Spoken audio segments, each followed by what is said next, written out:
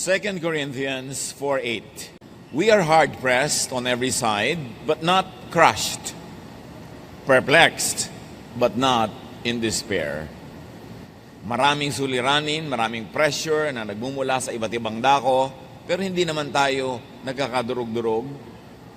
Tayo kuminsan ay naguguluhan, pero hindi tayo nawawalan ng pag-asa. Problems. Maraming problema ang mga tao, minsan sunod-sunod, sabay-sabay, sapin-sapin. Ano ang maaaring matutunan mula sa salita ng Diyos tungkol sa pagharap sa mga problema ng buhay? Panginoon, salamat dahil kayo'y nariyan sa aming tabi. Kayo'y nasa aming puso, nasa aming isip, nasa kapaligiran. Kaya meron kaming maaaring sulingan, lapitan, sundan sa mga oras na kami namang problema. Pakatibayan niyo po ang aming loob, payapain niyo po kami, at sa sandaling ito'y pakalinisin upang tumanggap na inyong mga pagtuturo, pagtutuwid, paggabay, pagpapaliwanag, nang sa gayon ang inyong pong magandang kalooban ng siyang maghari sa aming buhay. Kayong mangusap, kayong mangaral, hinihiling namin ang lahat ng ito sa ngalan ng iyong anak na si Jesus. What to do with problems? Ano nga ba ang pwede at dapat gawin? Unang-una, accept problems as parts of life. Dapat tanggapin na ang buhay talaga may kakambal na mga problema. Ganyan talaga ang buhay. Ecclesiastes 1:8, all things are wearisome, more than one can say. Nakakapagod ang napakarami mga bagay at yan ang katotohanan sa buhay. But it's very important to look up to Jesus. John 16:33, in this world you will have trouble, sabi ni Jesus, but take heart, cheer up, I have overcome the world. Huwag kayong magtaka kung kayo'y datnan ng mga problema, pero pasiglahin nyo ang inyong mga sarili, palakasin nyo yung mga loob, kasi napagtagumpayan ko na, sabi ni Jesus, ang sandaigdigan at ang lahat ng mga suliranin, kadiliman, kapangitan, at mga kasakitan ng daigdig. Pag may problema, dapat ang sagot natin, naturally. Mas hindi natural na walang problema. Dahil yun talaga ang naging kakambal ng buhay, lalo na ang tao ay nawalay sa Diyos. But do not worry. Pag may problema, huwag atupagin ang mag-alala. Kasi walang nakakalutas ng suliranin sa pag-aalala. By worrying, you don't change a thing, you can only make things worse. Luke 21:14, make up your mind not to worry. Magpasya kayo na huwag maging balisa. Huwag mag-alala. It's a decision. It's a choice. As you can see, sabi, make up your mind. It's imperative. Isang utos, ibig sabihin, doable. Pwedeng gawin. Worrying is a habit. Yung mga lagi nag-aalala, lagi namang problema, lagi nag-iisip, kostumbre yan nakaugalian, nakasanayan. And anything that is learned can be unlearned. Pag nasanay tayo, natutong mag-alala, pwede rin tayong magsanay sa kabaligtaran nun na huwag mag-alala. Sasabihin ko, alam nga namang hindi ako mag-alala. O, ano naman pala nyo, kaaalala, kaiisip, meron bang nangyari? Nasolve ba? Philippians 4:6, don't worry about anything, but pray. Pray about everything. With thankful hearts, offer up your prayers and requests to God. Pag may pinoproblema, pag may suliranin, pag may challenge sa buhay, don't worry, sabi ng Philippians. Why worry when you can pray? Imbes sayangin mo at ubusin ang iyong lakas sa pag-aalala, pagkabalisa, pamamroblema, manalangin ka. Yun, may mapapala ka doon. Sabi, pray about everything. At manalangin mula sa isang mapagpasalamat na puso.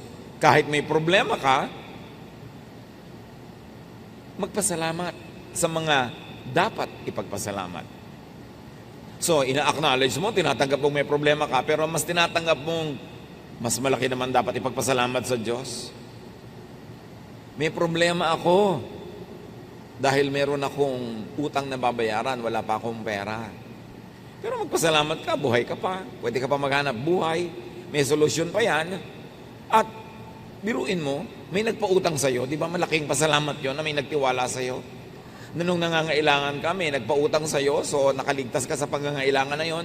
So ba't naman hindi ka makakaligtas uli sa pangangailangan ito? So sabi, with thankful hearts, offer up prayers and requests to God. So meron kang problema, sa palagay mo at sa abot ng iyong isip ay ito ang solusyon, di hilingin mo sa Diyos. Kasi alam naman ng Diyos yun. Kaya sabi niya, sa halip na kayo mag-alala, manalangin kayo. Dalhin niyo sa Diyos ang inyong mga pangangailangan. Nang may kalakip na pasalamat, hindi reklamo.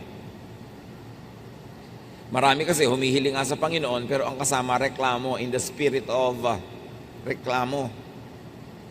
Pasalamat. Dahil laging may dapat ipagpasalamat. Buhay ka pa. Meron ka pang mga resources. Meron pa tayong isip. Katulad ng mga namamroblema dahil namatayan ang mahal sa buhay. Anong pasalamat doon? Tatanong nila. Well, ipagpasalamat mo na nakahiram ka ng mahal sa buhay. Pinahiram ka ng Diyos ng anak, ng asawa, ng kapatid, kaibigan, ng partner. At ngayong binawi na, huwag ka magreklamo sa Diyos. Magpasalamat ka at pinahiram ka. At mag-request ka ngayon na aliwin ka, pagalingin ang sugat ng iyong puso, turuan kang makapagpahinga sa kalungkutan. Yun ang hilingin mo. Pero, laging magpasalamat. Nadapa ka ngayon. Anong ipagpapasalamat mo? Kahapon, di ka nadapa. Last week, hindi ka nadapa. Ngayon lang. Kinakalimutan natin kasi yung mga blessing. Kaya nagiging napaka-negative ng paningin natin sa buhay. Pray. Then concerning what you can do, do.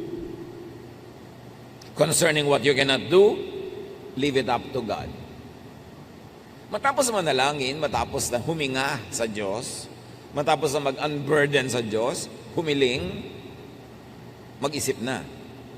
Alin ang pwede kong gawin sa mga hiniling ko?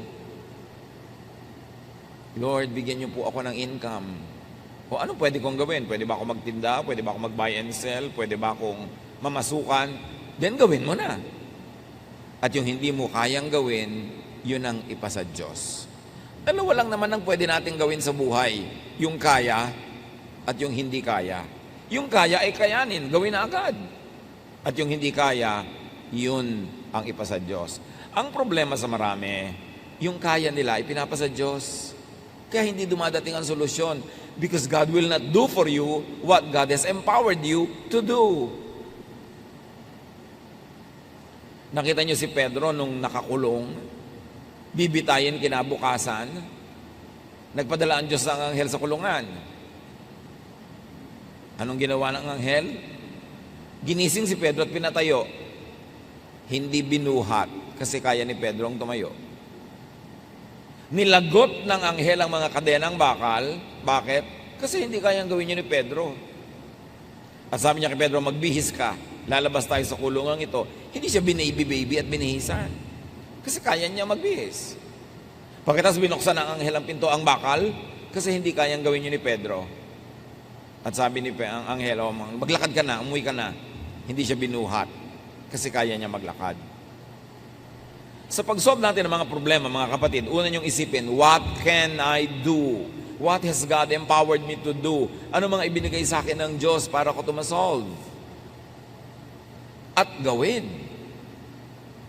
Huwag ipasa Diyos, huwag iasa sa iba, yung kaya natin gawin. Kaya ang tagal-tagal ng mga solusyon hindi dumarating, nasa kamay pala natin, hindi lang natin ginagawa ang tama. Parang yung babaeng balo na namatayan ng asawa, walang maibayad sa utang, yung anak niya, kukolektahin na ng mga nagpautang, yun na ang bayad, yung anak niya. Nagpunta siya sa propeta, sabi niya, ano pong gagawin ko? Namatay ang aking asawa. Wala akong kapera-pera, ang mga anak ko, kukuhanin na nagpautang, magiging alipin na sila. Pumunta siya sa propeta, maaaring umaasa siya tutulungan, bibigyan ng donasyon. Ang sabi ng propeta sa kanya, ano bang meron ka sa bahay? Sa bahay mo, hindi sa bahay ko. Anong meron ka sa bahay mo? Sabi ng babae, konti pong langis. Walang-wala po kami pero merong konting langis. Sabi ng propeta, bueno, manghiram ka ng maraming mga palayok, mga jar, sa kapitbahay mo. Isalin mo doon yung konti mong langis. At ginawa nga niya yon. At doon nangyari ang himala, hindi na ubos-ubos yung langis na isinasalin hanggat may mapagsasalinan pa. Tumigil ang dumalo yung langis nung wala nang masisidlan. So what did that widow have? She had a little oil and she also had goodwill among her neighbors na nagpahiram sa kanya ng mga lalagyan. What do we have? Pag may problema tayo mga kapatid, ang unang solusyon, what do I have? What has God given me that I can use to solve the problem? May utang ako, kailangan kong bayaran. Ang iisipin mo agad, uy, may savings ang aking ate. Uy, may savings ang kapatid ko, uutangin ko. Meron ka pa naman pwedeng ibenta. Meron ka pang katawan na pwede magtrabaho. Ang iisipin mo agad kung ano ang meron yung iba. Kaya hindi na solve ang problem. Higit sa napakarami natin mga problema, kaya nating lutasin. Nalulumbay ako, nalulungkot ako. Anong gusto mong gawin ko? Mag-sirko-sirko sa harapan mo para ka sumaya? Di pasayahin mo ang sarili mo. May kakayaan kang gawin yun. May sakit ka. Kaya mo namang kumilos. Kumilos ka, huwag mong iasa sa iba. Ang iasa mo lang yung talagang hindi mo na kaya. Meron kang gustong bilhin, wala kang pambili. Pagtrabahuhan mo, hindi aasa ka sa hingi, aasa ka sa awa. Kailangan solvein mo yan because binigyan tayo ng Diyos ng kakayanan. Ang lagi lang nating tendency, lumapit sa propeta, walang-wala po ako. At ang sagot sa kanya, ano bang meron ka sa bahay mo? Gamitin mo yun. Alam ng Diyos ang pangangailangan mo, binibigyan kanya ng kakayanan. So solve what you can, and what you cannot solve, leave it up to God. At tanggapin mong parehong yung kaya mong solve at hindi mo kayang lutasin, parehong alam yun ng Diyos. Ecclesiastes 7:14, when times are good, be happy. But when times are bad, consider this. God has made the one as well as the other. Pag maganda ang panahon, magsaya ka. Kung malungkot ang panahon, di malungkot ka. Anong gawin mo? Magsasaya ka, malungkot nga. Lilipas din yun. Pastor, ang lungkot-lungkot ko po. Bakit? Kasi po nawalan ako ng trabaho. Kasi nawalan ako ng boyfriend. Kasi ito, hindi malungkot ka. Nawala ka pala ng boyfriend, nakakalungkot ka yun. Hindi malungkot ka. Alam nga naman sumaya ka, nawala ka ng boyfriend. Anong problema mo? Nalugi po ako sa negosyo, ang lungkot ko. Natural, alam mo pag natuwa ka, magtataka ko niyan. Hindi malungkot ka, lilipas din yan. Pagsasawaan ka din yan ng lungkot. Wala namang lungkot na nanatili forever, lalo't itinataboy mo. Ngayon kung inaalagaan mo, bine-baby-baby mo yung lungkot, magpapatugtog ka ng malungkot na tugtog, titingin ka sa mga litratong nakakalungkot, talagang lulungkot ka lalo. Kailangan, gumawa ka ng paraan para huwag ka malungkot. Pagka naiinip ka, lumabas ka ng bahay, mag-isip ka, may gawin ka, magtrabaho ka, mag-exercise ka, magpawis ka, huwag mong i-baby yung lungkot mo. Ngayon, meron talagang lungkot na nandyan, di malungkot ka, ganun talagang buhay, hindi problema yung nalulungkot, natural lang yun, kasi meron kang emosyon. Tanggapin sa loob ang anuman nangyayari. Sa labas, lutasin yung problema. Pero sa loob ng puso, tanggapin mong ganun talaga, may problema ang buhay. Nalulungkot ako, ganun talaga, nakakalungkot ang buhay ko minsan, pero may gagawin ako sa labas para ako sumaya. Pero huwag yung tinatanggihan mo sa iyong kalooban, yung katotohanan. Tanggapin mo yung katotohanan, do not be in denial. Nahihirapan ang loob ko, di mahirapan ka, pero may gagawin ako para gumaan ito. Pero hindi ko lalabanan yung katotohanan na nalulungkot ako kasi yun ang katotohanan eh. Pero may gagawin ka, panlabas, para yung nasa loob magbago. Huwag makipagtunggali sa sariling kalooban. Tanggapin ang dapat tanggapin. Nalugi ka sa negosyo, ang yaman mo dati, ngayon wala kang kapera-pera, tanggapin mo yun. Ganyan talaga nangyayari sa buhay. Wala ako ngayon kapera-pera. Tatanggapin ko yung katotohanan na yun. Hindi na ako makikipag-contest doon. Hindi ako makikipagbabag sa katotohanan kasi nangyari na. Pero sa panglabas, may gagawin ako. Mamumuhunan ako uli, magnenegosyo ako, maaaring manghiram ako ng puhunan, mamasukan ako. May gagawin ako. Pero sa kalooban ko, hindi ako makikipaglaban sa katotohanan. Ito ang katotohanan ko. Tatanggapin ko to. Then buo ang iyong loob, nahaharapin ang iyong buhay para buuin ito uli. Do not problematize what cannot be solved. Huwag mo nang problemahin kung yung anak mo talaga napakahina sa arithmetic. Kahit ipagmudmuran mo siya sa lahat ng bato sa mundo, hindi pa rin siya tatalino sa arithmetic. May mga bagay na tinatanggap kasi hindi mo kayang palitan. Ngayon, hahanapin mo na lang yung iba niyang kalakasan, iba niyang katangian, at doon ka mag-operate. Huwag mong hanapin yung wala. Ang dapat mong tamasahin, i-develop, ay yung nandun. Huwag mong hanapin sa asawa mo, sa nanay mo, sa kapatid mo, yung wala sa kanilang likas sa pagkatao. Ang hanapin mo, yung nandun talaga, ipagdiwang mo yon para ka mag- Wala na po yatang solusyon, itong ugali ng anak ko, itong ugali ng asawa ko. Wala palang solusyon, hindi problema. Tanggapin mo para tumahimik ang iyong kalooban. Ecclesiastes 1:15, what is crooked cannot be straightened. What is lacking cannot be counted. Ang talagang liko, hindi maitutuwid.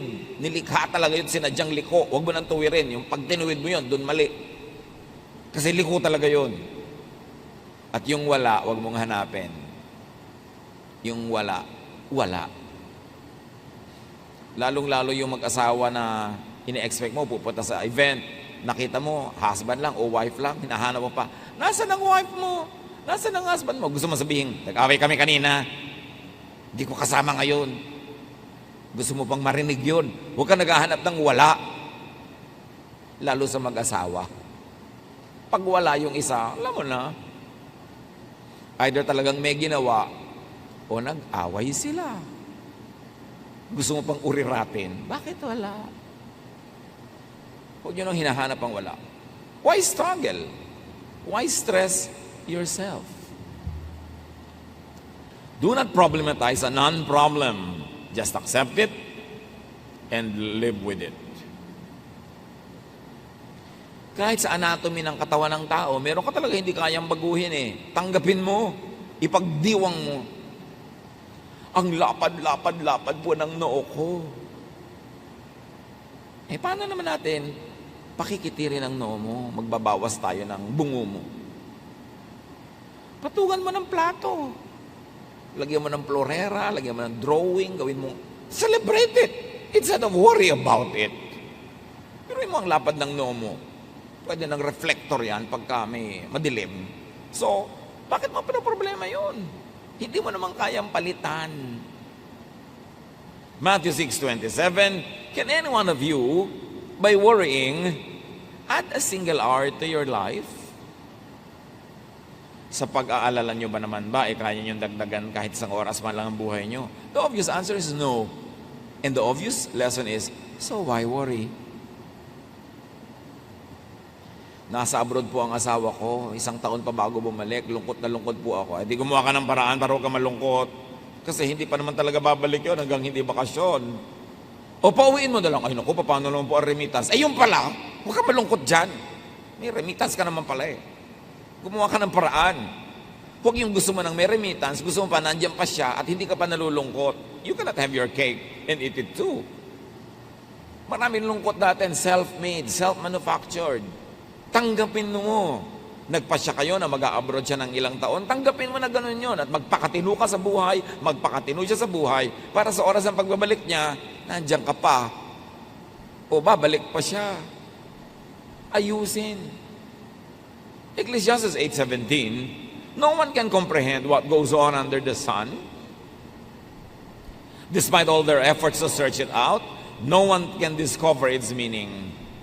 Even if the wise claim they know, they really cannot comprehend it. So sabi nga ng mga kabataan ngayon, do not overthink. Do not always seek rhyme or reason for what happens.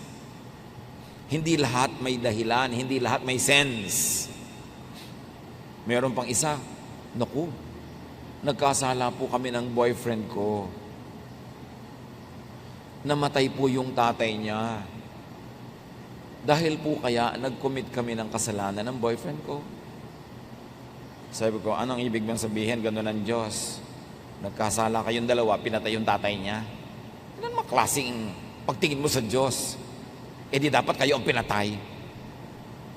Di ba? Bakit yung tatay niya? Ba't idinamay ng Diyos? Ano man ang klase mga pananaw yan sa buhay? Namatay siya dahil namatay siya. May ibang dahilan yun. Hindi dahil may kasalanan kayo. At sa lagay, nagkakasala yung kapitbahay, ikaw bigla ang namatay. Marami tayong baluktot na pananaw tungkol sa Diyos. Kasalanan ng mga maling mga pagtuturo at mga pag-aaral. At sabi sa Ecclesiastes 9:11, time and chance happens to all. Sabi, may mga panahon talaga walang rason nangyayari ang mga bagay-bagay, walang dahilan.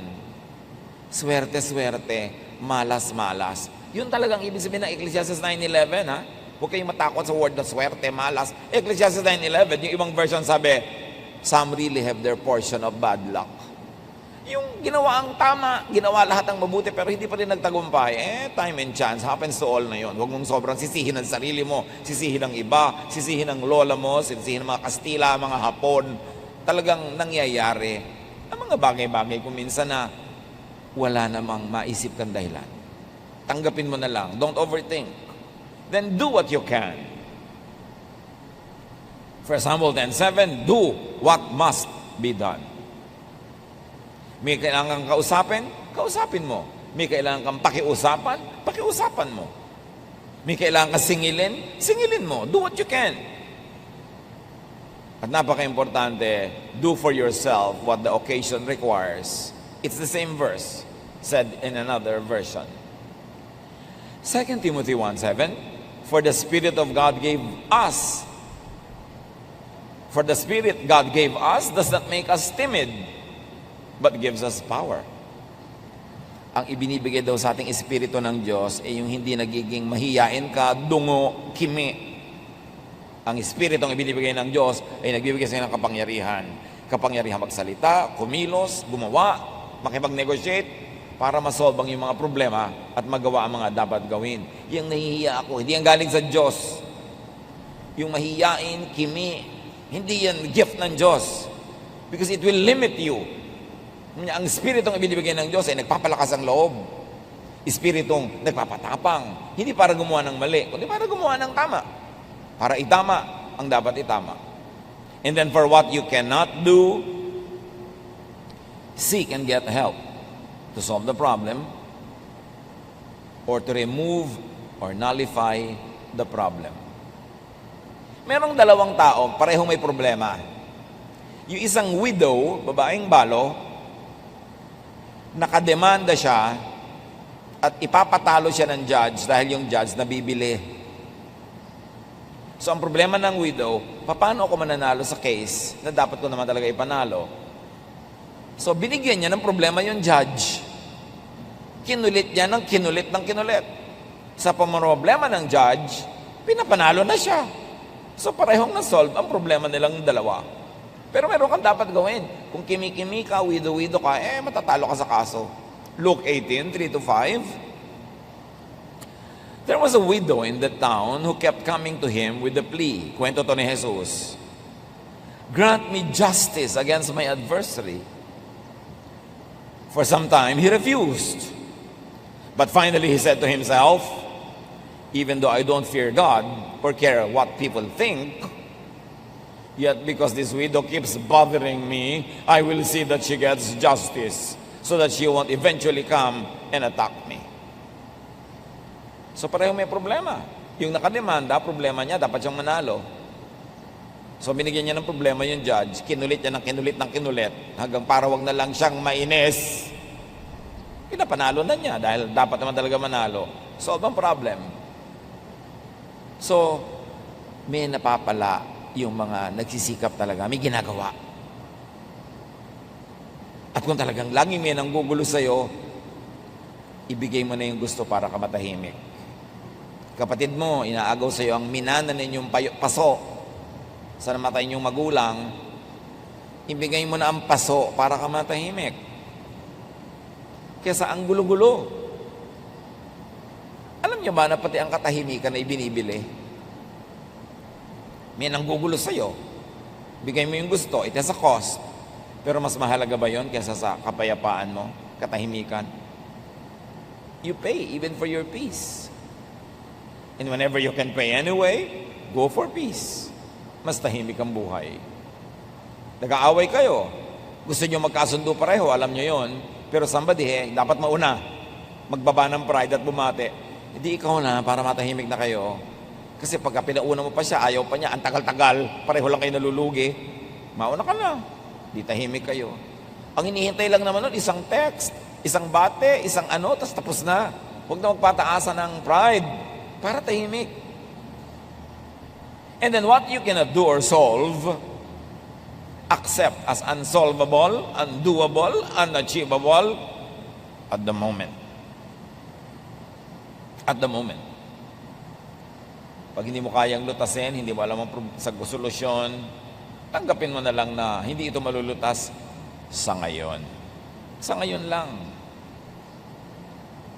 Ipagpaliban ang paglutas. Ecclesiastes 8:6, there is a proper time and procedure for every matter, though a person may be weighed down by misery. May pinakatugmang panahon at may pinakatamang paraan. Kahit pa nga ngarag na ngarag ka na ngayon sa pamamroblema, merong mga dapat tanggapin na hindi pa talaga ito masasolve sa ngayon. At pagka ganon, freeze problems that cannot be solved at the moment. Parang ulam na hindi mo pa pwedeng lutuin ngayon, lagay mo sa freezer. Ganon din ang mga problemang hindi mo pa kayang lutasin ngayon, wala pang malinaw na solusyon, ilagay mo sa freezer and attend to them at the right time. Kailan po ang right time? Malalaman mo, mararamdaman mo pag right time na pwedeng solven. Pero kung nararamdaman mo ngayon na wala pang solusyon, mas mainam na huwag mong galawin. Kasi hindi mo alam. Parang yung mga archaeologists, pag naguhukay sila sa lupa ng mga iba't ibang uri ng kayamanang pangkulturang artifacts, may mga pagka nahanginan na sisira, mayroong pagka na-expose na biglang nabubulok, ang tagal-tagal hindi nabubulok nung nasa ilalim ng dagat o nasa ilalim ng lupa. So kumukuha lang sila ng konti, tapos iiwan nila yung maraming bagay, tatabunan nila uli. Bakit? Kasi hindi pa nila kayang solve it ngayon yung preservation issues, hindi pa nila kayang lutasin yung mga tanong tungkol sa mga bagay na yon, saka na. May mga ganon din. Kahit problema na mag-asawa, pinipilit mo, ngayon na, sabihin mo na sa akin, may tama pa rin panahon. Pag premature, na pag-usapan agad, hindi kayo handa pareho, lalo lang nakakasira. Ecclesiastes 3:1 and 11, there is a time for everything and a season for every activity under the heavens. God has made everything beautiful in its time. May panahon ang lahat ng bagay. Huwag madaliin, huwag ding huli, dapat tamang panahon. Parang kawayan, ang mga kawayan, alam ng matatanda nung araw, dapat tinataga sa panahon. Hina-harvest sa bare months. September, October, November, December. Pag doon mo pinutol yung kawayan, hindi siya bubukbukin. Or baligtad, huwag kang harvest sa bare months. Basta isa sa dalawa, i-google nyo na lang. Pero ang mahalaga, may tamang panahon.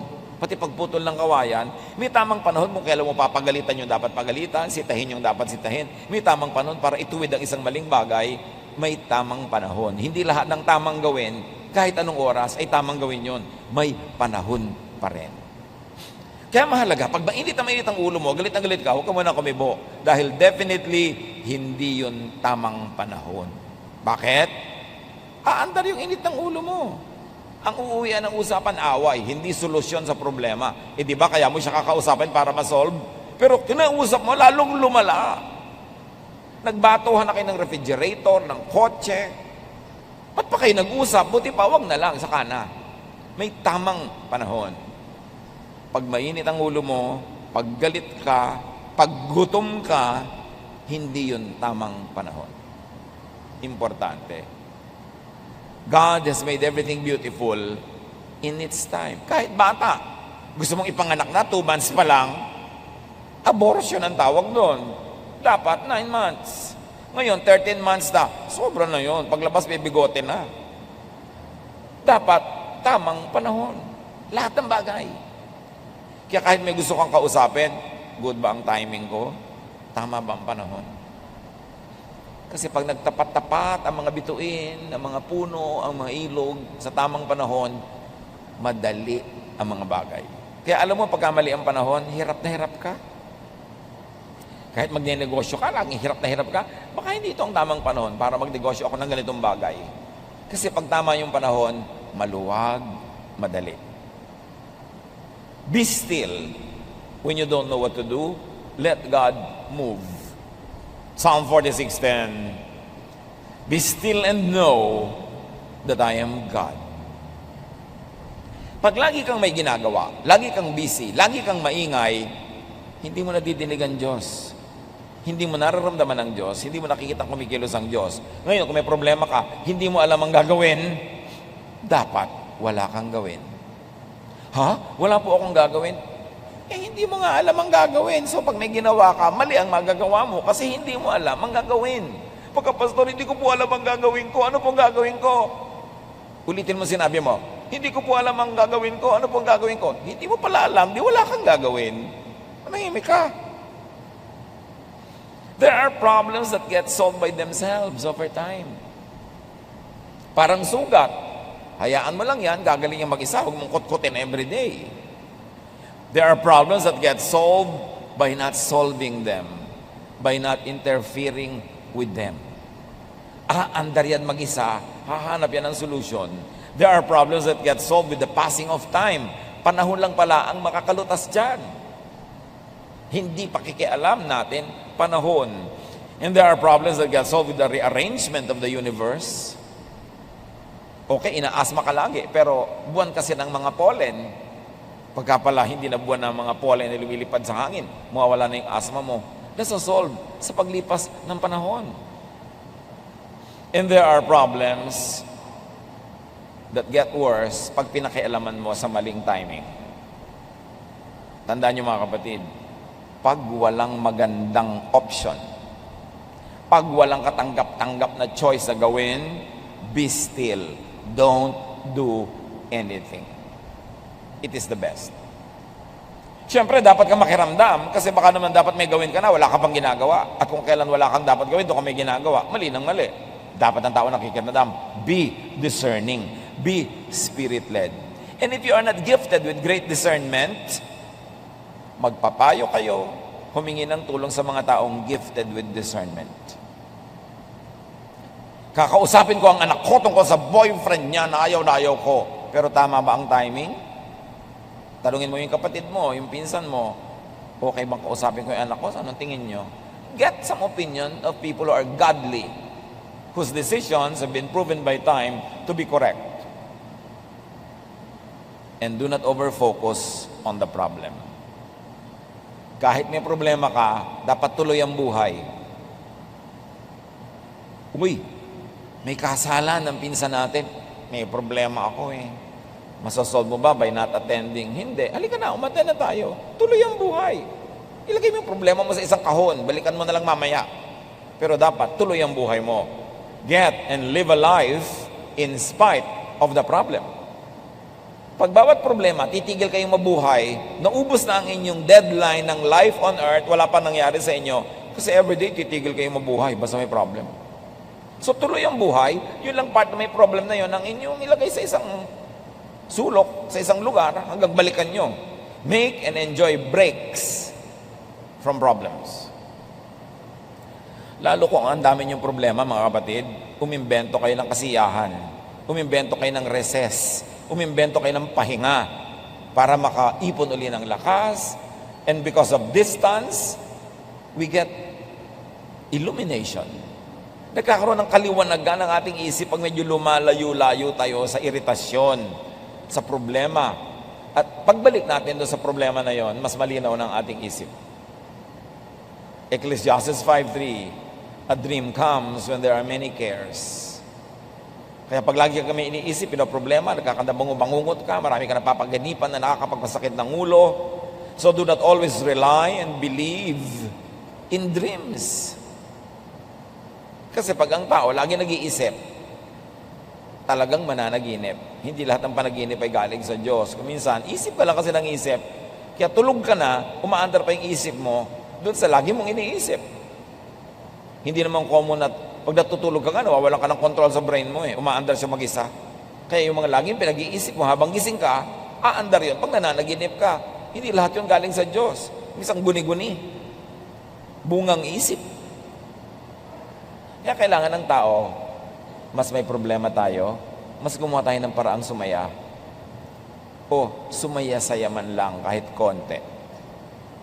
Magkaroon ng pahinga sa pag-iisip.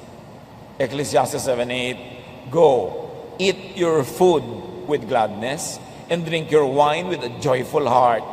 For God has already approved what you do. Always be clothed in white and always anoint your head with oil. Ang sinasabi lang wear something comfortable. Wear something you feel good and you look good in. Relax. Be comfortable. Look good. Feel good. Yan ang armas mo sa pagharap sa maraming problema ng buhay. Lumikha ka ng saya kung hindi ka masaya. Para maputol yung tuloy-tuloy na lungkot. And remember to benefit and learn from problems. Everything that happens is a blessing to those who love God and are called according to His purpose. Because problems are great teachers. Yun nga daw mga batang lumaki na maraming pinoproblema, huwag lang yung talagang sobrang problemang nakakasira na ng isip. Yung maraming nilutan sa problema nung maliit pa, yun ang matitibay paglaki. Yan ang mga mahuhusay ang pagkatao, marunong makiramdam sa kapwa, marunong makisama, kasi maraming pinoproblema. Proverbs 24:16, though the righteous fall 7 times, they rise again. So huwag problemahin na huwag magka-problema. Ang ating problemahin ay how to be righteous. Because when the righteous fall, though they fall 7 times, they will always rise again. Be enriched, seasoned, developed by problems, especially trials. Pag dumadating yung problema o trial, isipin mo, lalampas din ito. Anything that will not kill me will enrich me. So pagka hindi ka napatay ng problema, edi ikaw ang nabuhay, pinayaman ka at pinalakas ng problema na yon. So malilipas din ito. Mga kapatid, pag dumadaan kayo sa sobrang dilim, sobrang bigat, sobrang hirap, sabihin nyo ito, this too will pass. Lilipas din ito. Hindi ito forever. James 1:2-4, my friends, be glad even if you have a lot of trouble. You know that when you learn to endure by having your faith tested, but you must learn to endure everything so that you will be completely mature and not lacking in anything. Sabi ikatuwa nyo, pag may dumarating na mga hirap at suliranin at pagsubok, kasi pag napagtagumpayan nyo na yan, you will end up better, richer, wiser person. Anticipate nyo na malalampasan nyo yan. At pagkalampas nyo, better na kayo dapat. Problems can make you better or bitter. Pwedeng maging mapait ang pananaw nyo sa buhay o pwedeng napaganda ang inyong pagkatao. The same heat that melts the wax hardens the clay. So the same problem na nakakagupo sa iba are the same problems that can make you stronger. Turn your problems into blessings by being strong, by doing the right thing, by not doing what should not be done at the moment, and you will end up winner. Choose purpose to be better. Pag dumaan kayo sa malaking paghihirap, mapipili nyo naman kung kayo magiging better o bitter. Kung bubuti ang pagkatao nyo o sasama. Kung kayo nakaranas ng sobrang gutom, makakapili kayo kung magiging maramot kayo pagkalampas noon o lalo kayo magiging mapagbigay kasi ngayon nauunawaan nyo na ang mga nagugutom. Pwede nyo piliin ang inyong reaksyon. 2 Corinthians 4, 8-9 and 17, we are hard-pressed on every side, but not crushed. Perplexed, but not in despair. Persecuted, but not abandoned. Struck down, but not destroyed. For our light and momentary troubles are achieving for us an eternal glory that far outweighs them all. Of course, the original context of the verse is about spiritual persecution because people are godly. But the universal idea behind this verse can be applied in our situation anywhere, anytime. Oo, may problema ako, pero buhay pa ako. Nabibigatan ako, pero hindi pa naman ako durog. May pag-asa pa ako. Ang lahat ng ito, God will turn into blessings and strength for me basta lampasan ko lang using God's methods, doing it God's way. Philippians 4:12-13, I know what is best to be in need. I know what it is to be in need. And I know what it is to have plenty. I have learned the secret of being content in any and every situation, whether well-fed or hungry, whether living in plenty or in want. I can do all this through Him who gives me strength.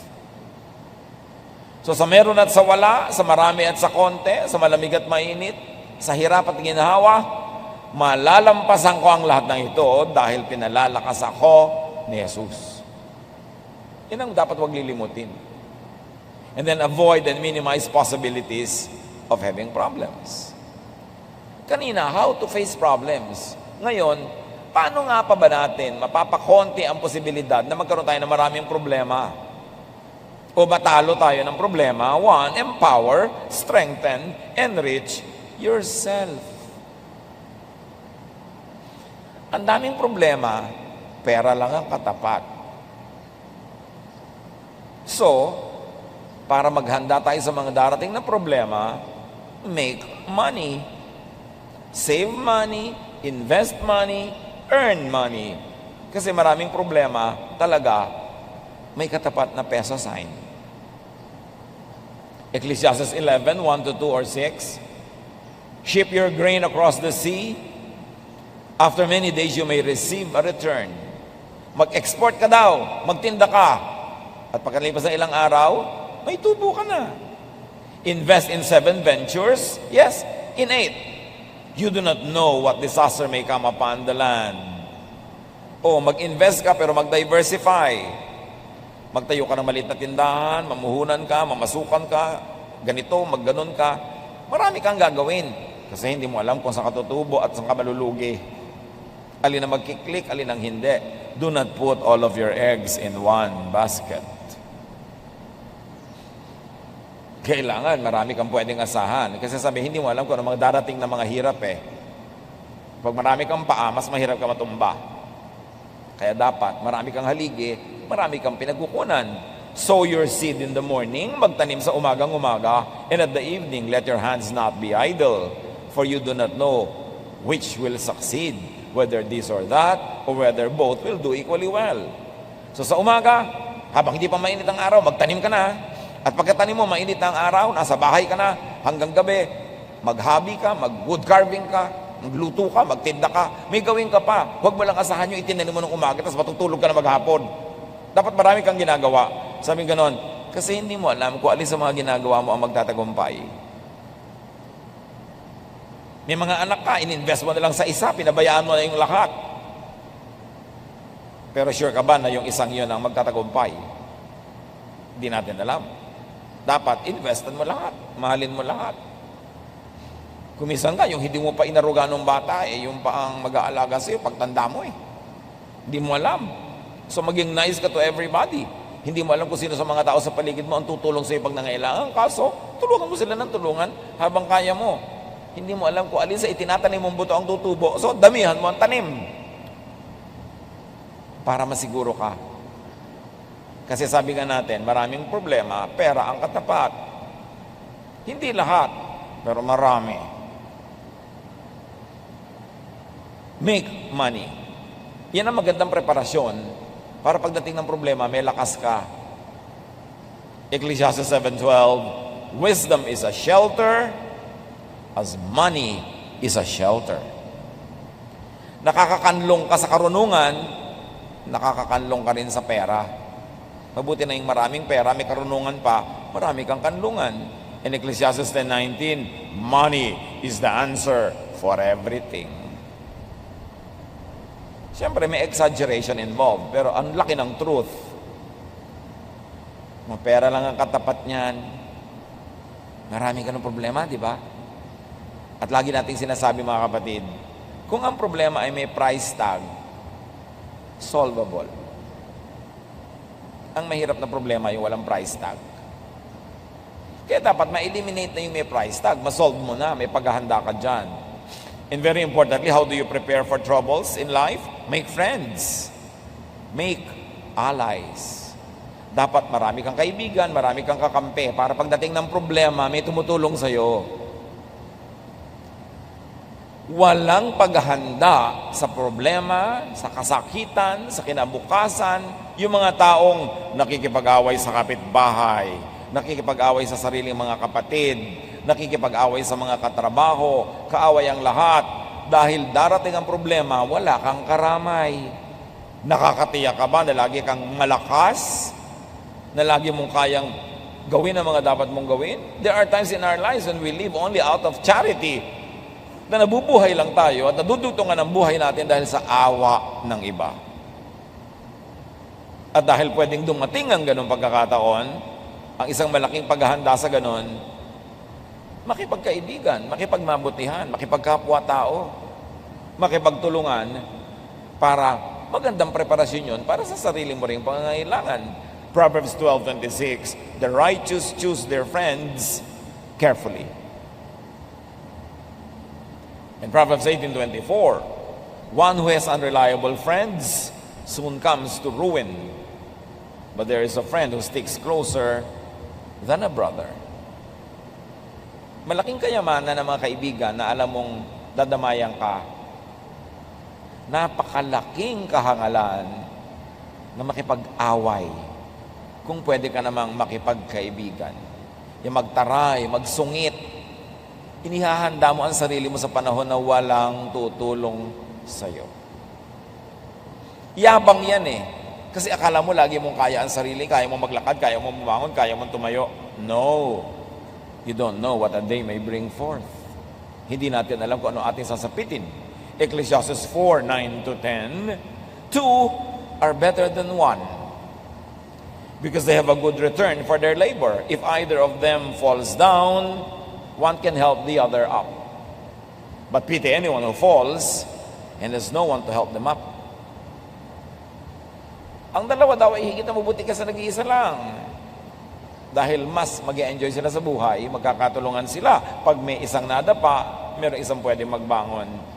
Kawawa naman daw ang taong pag nadapa, wala man lang magbabangon. At baka nga tapakan pa siya para lalo siyang lumubog sa lupa.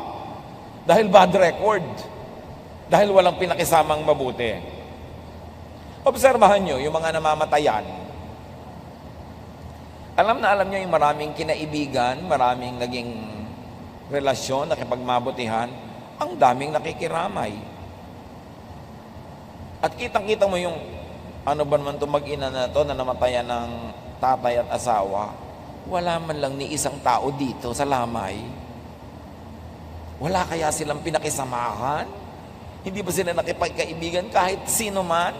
Liba na lang bagong lipat sila sa isang lugar na wala talaga silang kaibigan at kamag-anak. Pero doon mo makikita.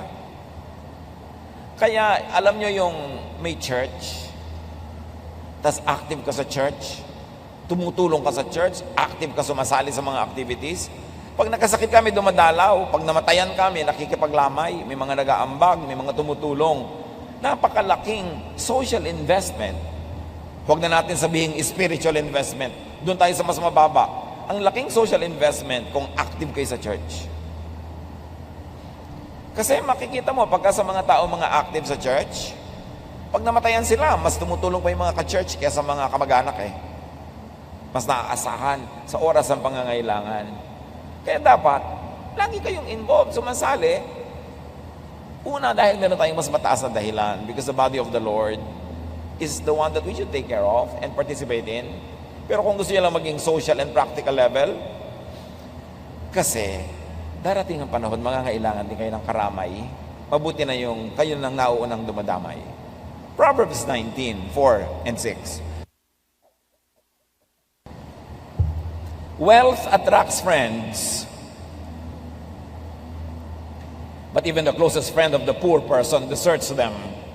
Everyone is the friend of the one who loves gifts. Hindi ito tungkol sa kasamaan ng tao, ha? Tungkol ito sa isang katotohanan na pag kayo mapagbigay, mabait, mapagregalo, mapag-share, marami talaga kayong kaibigan.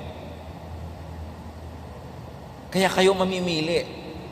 Will I lose some money to have friends? Or will I gain some money and lose friends? It's a choice. At dahil napakasarap ipakisama ang pera, isa yan sa mga pinakamasasarap ipakisama kung meron ka, magpakain ka, magregalo ka, talaga ang mga tao magiging malapit sa'yo, natural. Alam nga namang palautang ka, palahingi ka, lapitan ka, natural hindi. So, gawin mo na very productive ang iyong buhay para meron kang income for yourself, may sobra para ipamigay mo. Dahil ganun talaga ang friendship. Mas umuunlad, namumulaklak, humahayo, gumaganda ang amoy, humahalimuyak pagka meron kang pakisama. Kaya dapat magkaroon ka ng kabuhayan. Meron kang mga kaibigan para meron kang pagkakipagkaibigan, pakisama. Pag lagi kang wala, lagi kang nangihingi, lagi kang nangungutang, natural, ma-allergic sa'yo mga tao. Hindi sila masama. Practical lang sila. Kaya dapat maging practical ka rin. Be a giver, be nice, and you will be surrounded with people. Of course, hindi lahat lang yun ay true friends. Pero may magiging true friends ka rin doon. Makisama, makisalamuha, makihalubilo, makipagbabutihan, makisangkot, makiisa sa buhay ng iba para gawin din nila sa'yo. Kaya sa mga highly developed economies, lalo sa mga Western and industrialized cultures, hindi na sila masyadong nakikisama. Alam niyo kung bakit? Kasi meron na sila insurance. Meron na silang mga paghahanda sa kanilang pagkakasakit, sa kanilang pagkakaratay, sa kanilang kamatayan. Kaya hindi na sila masyadong nakikisama. Pero sa baryo, bakit ka sobrang nakikisama? Birthday ni ganun, attend ka. May handaan doon, tutulong ka. Bakit? Kasi sa gabi, may emergency ka, wala kang kotse, kakalampagin mo yung kapitbahay mo, hihiramin mo yung kotse niya para madala ka sa ospital. Kaya yung mga taong maraming pangangailangan, mas dapat nakikisama. But it is noble and godly na wala ka ng pangangailangan, mariwasa ka na, tapos ang galing mo pa rin makisama. Yun ang tunay na pakikisama kasi wala kang vested interest. So, train your heart, train to be strong at heart. Palakasin ang loob, palakasin ang bulsa, palakasin ang katawan, palakasin ang espiritu, para pagdating ng problema, meron kang ilaban. Hebrews 13:9, it is good for our hearts to be strengthened by grace. Tamang panahon, tamang pamamaraan ang pagharap sa problema. Ecclesiastes 8:5, The wise heart will know the proper time and procedure. Sanayin ang puso na mahirapan para pag dumadating ang hirap, trained na. Ang mga bata, huwag palakihin sa layaw, sa sobrang sarap, sobrang ginhawa, kasi mawawalan sila ng training. Pagdating ng mga tunay na problema, marupok, mahina, madaling bumigay. Ang laki sa layaw, karaniway hubad, sabi ni Balagtas. Sa bait at muni, sa hatol ay salat. Masaklap ang bunga ng maling paglingap, habag ng magulang sa irog na anak. Dapat tinetrain mo ding mahirapan, mapagod, magtipid, kahit may pera kayo. Kahit meron kayong mga katulong sa bahay, kailangan meron silang assignment, malinis, magligpit, mag-ayos-ayos, para train sila sa buhay. And remember, do not be too emotional. Walang nakakalutas sa problema, sa drama, sa iyak. Nalulutas yan sa pag-iisip at sa social network at syempre sa guidance ng Panginoon. At kung maraming problema o darating pa lang ang problema, get a boost. Magpasaya ng magpasaya sa puso para pag dumating yung mga lungkot, marami kang mawi-withdraw na happiness, hindi ka masisiro balance. Proverbs 12:25, anxiety weighs down the heart, but a kind word cheers it up. Mga kapatid, pag tayo ay may mga kasama na may problema, a kind word can go far. An unkind word can destroy whatever is left of their strength, but a kind word will always boost them up and help. So be kind sa mga namamroblema. Maraming namamroblema, nagdidilim ang isip, nalilito, be kind. A kind word will help. Pray with people who have problems. And whenever you can help, help. You don't know when it's your turn to need help. Dear Lord, we thank you that you are there in our hearts, you are there in our midst, you are here with us. Paglinawin niyo pong aming isip. At sa sandaling ito, dalangin namin, Panginoon, mga kapatid na namamroblema, bigyan niyo po ng linaw ng isip, lakas ng loob, at mga makakatuwang makakatulong. Right now, Father, we pray for everyone present na maraming suliranin. Hayaan mo na ang mga bahagi o ang buong mensaheng ito ay makapagpaliwanag, makatulong at makapaghawa ng daan para sa ikalulutas ng kanilang mga pinoproblema. Pagbulay-bulayan natin mga kapatid ang ating mga narinig, hingin sa Panginoon ang karunungang ito mailapat sa tamang paraan sa ating buhay. Lord, continue to speak to your people as we bow before you and remain silent. Let us hear your guiding voice. Be alone with the Lord. Silently listen to the Lord's guidance.